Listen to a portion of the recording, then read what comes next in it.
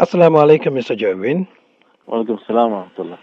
Jazakallah for joining with us. Now, You're welcome. straight to the point, can you Yeah. explain what exactly is happening now in Burma? Uh, what happening is in overall there is in Burma there is a democratic reform as the international community is well known about that. But the problem is under this reforms, the unfortunate circumstance now facing Muslim minorities in Burma is very severe, very dangerous. I mean, the hostility against Rohingya people, those who are living in northern Arakan State, which is eastern or western part of Burma, close border to Bangladesh. Muslims in that area has about 3 million population, and now only left 1.2 million, about something like that. Majority of them migrated to Saudi and other part of the world like Malaysia, Indonesia, Bangladesh, to shelter they are fleeing from the persecution since many decades, 4 or 5 decades. So Muslim in that area, they are not allowed to travel from one village to another village. They are not allowed to marry. They have to apply. They have to apply from the authority and for the marriage, and it will take 4 or 5 years. If they break the rule, they will have to be. They will have, put into the jail and something. There are very severe consequences. And Now, also now, they in have, order to, sorry for yeah, interrupting you. Now, in order to yeah, gain a wider understanding about this, is that yeah. the only area where Muslim minorities live in Burma, or is there any other parts in Burma where you can widely see Muslim minorities? Muslim minorities are widely spread in Burma. The different part of Burma, we have, for example, in southern side of Burma, which is border to Thailand and Malaysia, we have another ethnic group called Pashu. Their appearance, they are more likely, their appearance more likely with the Malaysians and Thai people, but they are from Burma. They call Pashus, and their existence is totally eliminated. They are not recognized as ethnic people. They are not recognized. Even nobody knows nowadays because they systematically eliminated those names. Anything belongs to Muslims. There is also in central Burma, there is another ethnic Muslim called Miedu. They also migrated from several hundred years. They migrated from India and other part of the world. They settled there, and nobody after the this military government, they eliminated systematically on those existence and history of those ethnic people, the ethnic Muslims. And there is only one Muslim ethnic recognized, which is called Kaman. Kaman, they are descendants of Persians, and their ancestors were the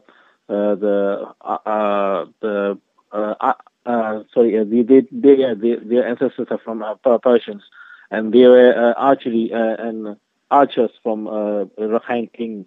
So their ancestors were migrated from Persians and Central Asia. So they are recognized as but they are very minority, very small group. But the majority group, which is the largest, one of the largest ethnic Burmese Muslim, they are Rohingyas, and also another one ethnic is which is called a Pati. Pati is also a combination of few Muslims, and they are mixed blood with the Burmese, and they are known as Pati as well. So there are a lot of 5 or 6 ethnic Muslims. Their names were totally eliminated and deleted from the ethnic of So Burma. now, from your explanation, we understand that there are different Yeah, ethnic groups who are really yeah, Muslims, yeah, but then this major problem appears to be targeting the ones mainly living in the state of Rohingya or the forgotten state of Rohingya, and also it's faced by the other groups who are living elsewhere, widespread in the country. yeah. They are elsewhere in widespread in the country, but the worst situation facing currently is the Rohingya people. They are Okay, now, also, and as yeah, at now, we've been hearing for a long time about yeah, events unfolding there, and yeah. as at now, what is the current issue there? Current issue. Yes, Okay, pardon. the current issue. What exactly is Yeah, happening right now? We've been hearing about people yeah, stranded at sea. Can you yeah. explain what exactly is happening right now? what currently happening is right now is, as earlier I said, there are severe restriction on them, and there are hostilities. For example, in the Second World War, there was a very well-known Polish ghetto. The same thing's happening now in capital city of Arkan State. That is called Sitwe. There is one small area called, Rohingya Muslims are concentrated in that area. They are not allowed to visit anywhere. They are not allowed to go out from that place. They have been living in that area since many years. So, okay, a part of the systematic restrictions which have been applied to this community in particular, is there any mass killings or is there any other sort of violence going on at the moment? At the moment, not yet, but not there. But they are sometimes frequently because the individual, for example, any Muslim, any Rohingya Muslim, when they leave, when they are traveling to another village, on the way, sometimes they got permit. They have some emergency or health issues. They have a permit to get this permit. They have to bribe the authority. When they got the permit, they have to travel to another village or another city for the medical treatment. On the way, there have been many people were already killed, and nobody returned to their home. Some people never returned their home because of this kind of attack usually happen. Now, but in this case, why do you think the neighboring countries, including the Muslim countries, remain silent on this? Actually, unfortunately, Rohingya issue is it is very sad to say that the world or international community is only just focusing on Burma election and the democratic reform. They are not addressing this issue properly, which it should be. And the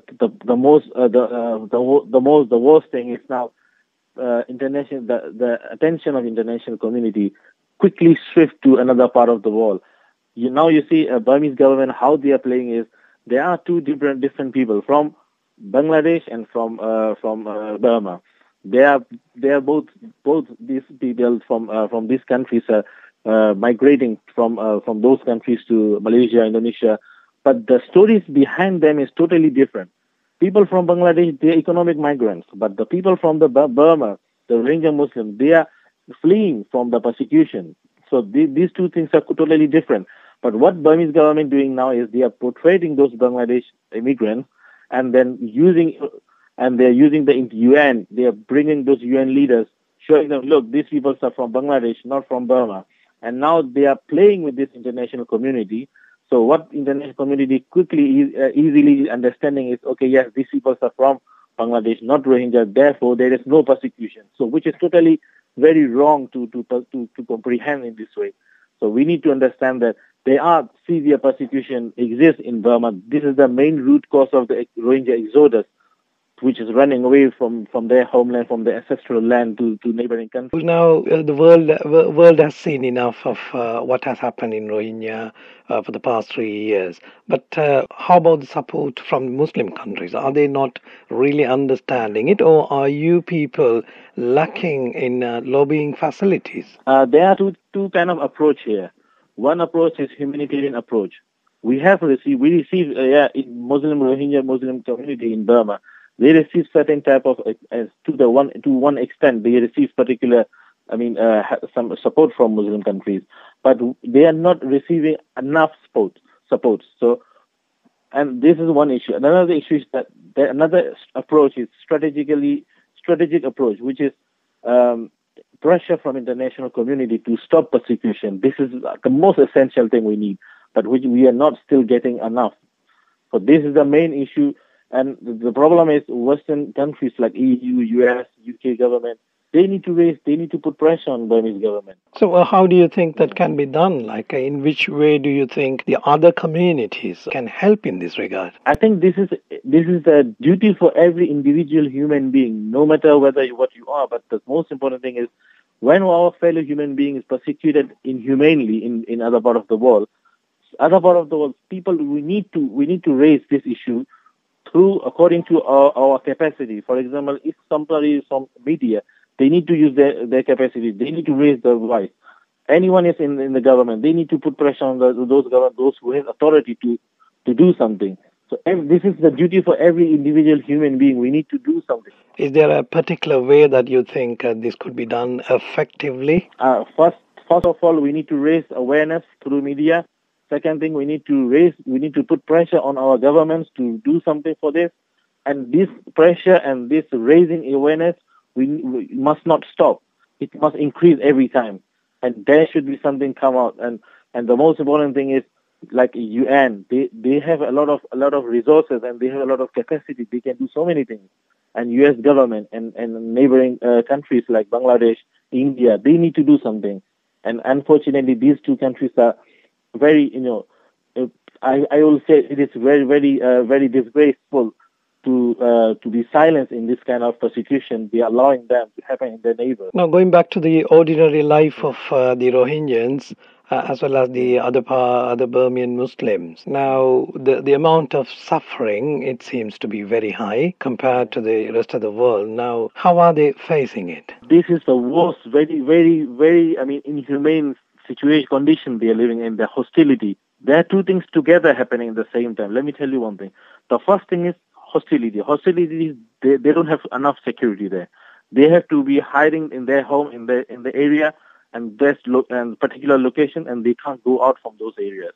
If they go out, they are first of all they will be restricted by the authorities. Second thing, they will be their life will be threatened.